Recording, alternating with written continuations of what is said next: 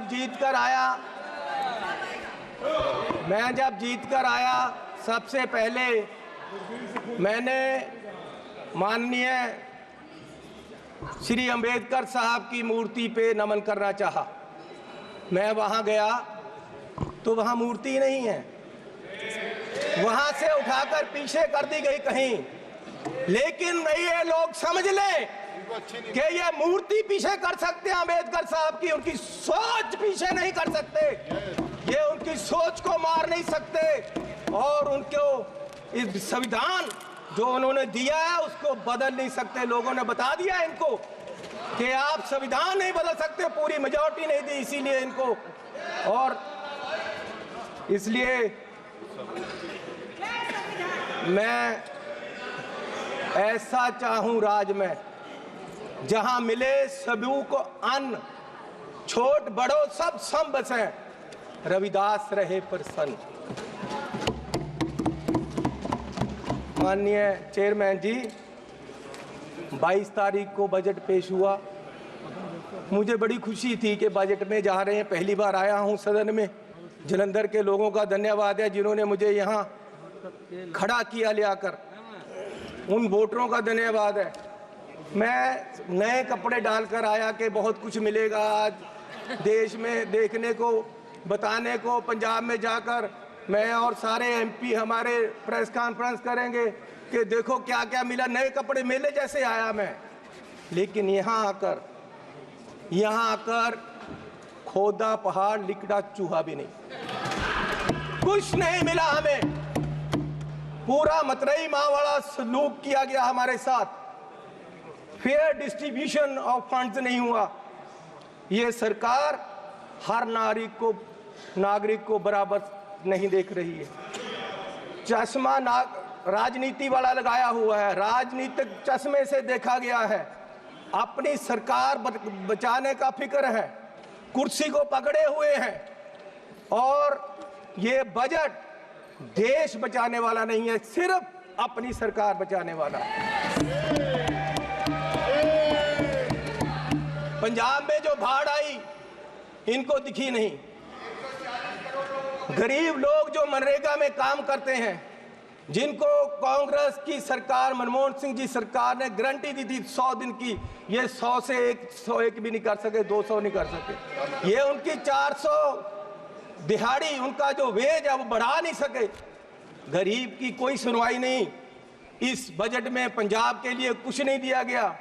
Jalandhar industry Punjab की डूब रही है। जलंधर में लेदर इंडस्ट्री है, जलंधर में स्पोर्ट्स इंडस्ट्री है, वो डूब रही है। कुछ उसके लिए नहीं किया। हेल्थ के लिए कोई हॉस्पिटल नहीं दिया। स्मार्ट सिटी जलंधर डिक्लेयर किया हुआ है, वहाँ पानी गंदा आ रहा है, सड़कें खराब हैं। रेलवेज अंडरब्रिज की बात नहीं की। नशा, अभी राजा बड़िंग जी ने बोला नशा इतना फैल गया पंजाब में, लेकिन सुनवाई कोई नहीं। आदमपुर एयरपोर्ट का इन्होंने कहा था नाम, माननीय प्रधानमंत्री जी ने कहा था कि उसका नाम गुरु रविदास जी के नाम से रखेंगे, लेकिन आज तक नहीं। मैं वो भी मांग करता हूँ। बहुत शोर सुनते थे पहलू में दिल का, जब चीरा तो एक कतराए खून ना निकला। माननीय चेयरमैन जी, 24-25 के जो बजट में एस्टीमेट दिए गए हैं उसमें 32 लाख करोड़ रुपए की आमदन दिखाई गई है और 48 लाख करोड़ रुपए का खर्चा दिखाया गया है। 16 लाख करोड़ का घाटा है आमदन और खर्च में। जिस घर का 16 लाख करोड़ का घाटा होगा एक साल में, उसकी बर्बादी तय है और ये बीजेपी वाले तय कर रहे हैं। और मैं 14 लाख करोड़ इस साल कर्जा लेने की बात की गई है, 14 लाख करोड़। अगर ऐसे हर साल कर्जा लेंगे देश कहां जाएगा?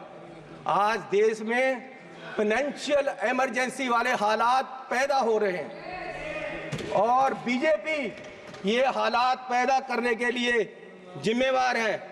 और ये कहते हैं कि जी हर रोज इमरजेंसी की बात करते हैं कि इमरजेंसी लेकिन जो देश में आज अनडिक्लेयर्ड इमरजेंसी है, उसका क्या है?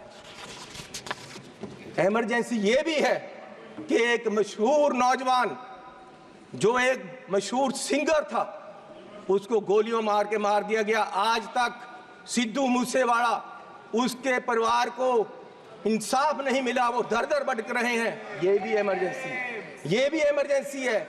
इमरजेंसी ये भी है कि 20 लाख लोगों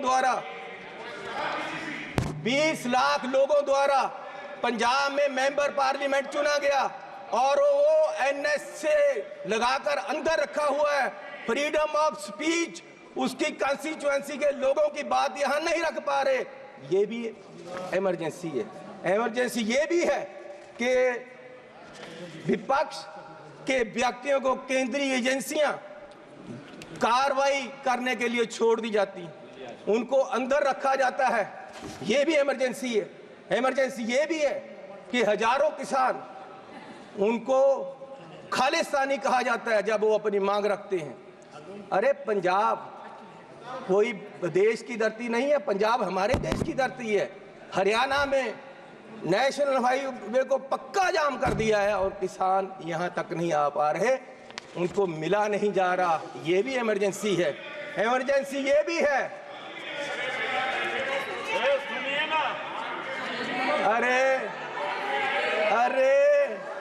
अरे फीलिंग ले लो।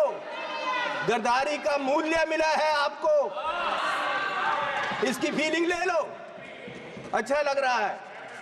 इमरजेंसी ये भी है कि देश का एक राज्य मणिपुर पिछले 1.5 साल से जल रहा है और उसको अपने हाल पे छोड़ दिया गया है। इमरजेंसी ये भी है। इमरजेंसी ये भी है कि हाथरस यूपी में एक दलित लड़की को आधी रात में जबरन अंतिम संस्कार किया गया।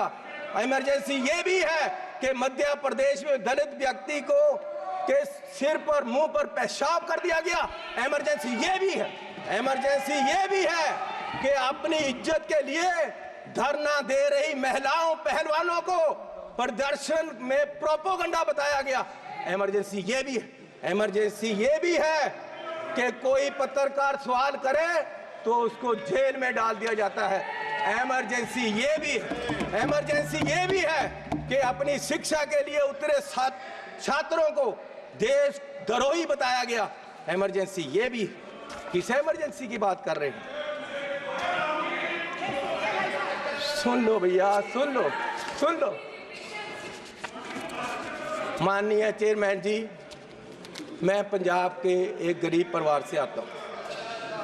मैं जब पैदा हुआ तो मेरी पढ़ाई सारी सरकार ने की। आज तक मैं यहाँ खड़ा हूँ तो ये कांग्रेस सरकार की रिजर्वेशन पॉलिसी और अंबेडकर साहब का दिया हुआ संविधान और जो हमें स्कॉलरशिप मिलता रहा, कांग्रेस पार्टी ने गरीबों को, बच्चों को जो स्कॉलरशिप दिया, उससे पढ़कर मैंने पीएचडी तक की पढ़ाई की है और ये देन कांग्रेस पार्टी की है। और जब बीजेपी सरकार 2014 में आई, सबसे पहले इन्होंने जो सबसे बुरा काम किया वो किया, स्कॉलरशिप में जो केंद्र का 90% हिस्सा था उसको 60-40 की रेशो पे ले आए और दलितों के पेट पे लात मारी सरकार ने।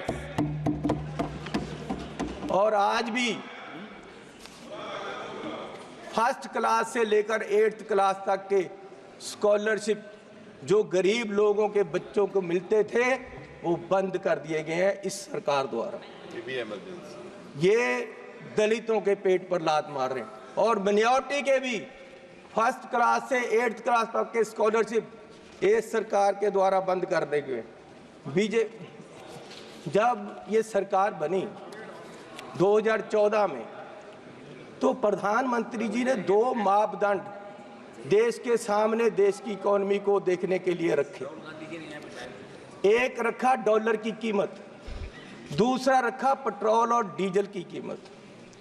और मैं आपको माननीय चेयरमैन जी ये बताना चाहता हूं कि पिछले 10 साल में डॉलर की कीमत 25 रुपए बढ़ गई है। 10 साल में और हमारे माननीय प्रधानमंत्री मनमोहन सिंह जी और कांग्रेस की सरकार में ये सिर्फ 13 रुपए बढ़ी थी, डबल बढ़ी है इस सरकार में। और मोदी जी उस समय बोले थे 14 में, जब सरकार बनी नहीं थी, डॉलर की कीमत ज़्यादा होने से जो रुपया गिरा, उसके बारे में मोदी जी ने उस समय बोला था, क्या कारण है कि देश का रुपया पतला होता जा रहा है। ये जवाब देना होगा आपको, देश जवाब मांग रहा है। समझ नहीं आ रहा प्रधानमंत्री जी गिर रहे हैं या रुपया गिर रहा है। कभी कभी तो लगता है कि रुपए की और सरकार के बीच कंपटीशन चल रहा है कि सरकार ज्यादा गिर रही है या रुपया ज्यादा गिर रहा है। और मोदी जी ने कहा था, जिस देश का रुपया कमजोर होता है उस देश की सरकार कमजोर होती है, उस देश का प्रधानमंत्री कमजोर होता है। मैं आज कहता हूं कि आज देश का रुपया कमजोर हो रहा है, आज देश की इकोनॉमी डूब रही है। क्या देश का रुपया कमजोर हो रहा है या प्रधानमंत्री जी कमजोर हो गए हैं या देश की सरकार कमजोर हो रही है?